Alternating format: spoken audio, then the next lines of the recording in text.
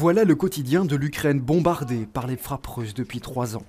Le quotidien de femmes, d'hommes, d'enfants et de familles. Depuis le début du conflit, le 24 février 2022, ce journaliste indépendant raconte leur histoire au travers de ses articles.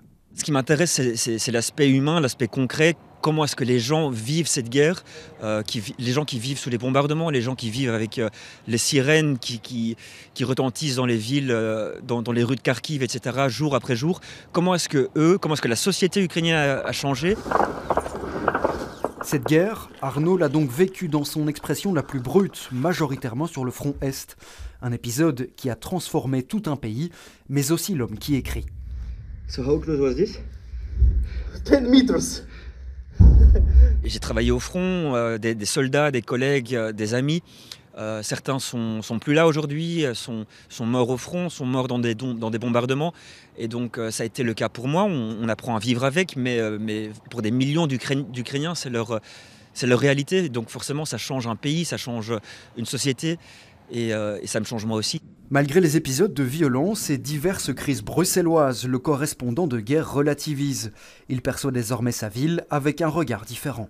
Il y a beaucoup de Bruxelles bashing où on se plaint beaucoup, mais au final, quand on vit et quand on voit ce qui se passe dans des villes comme Kharkiv, Odessa, Kherson, et qu'on compare avec ce qui se passe à Bruxelles, on se dit quand même, on a de la chance d'être à Bruxelles.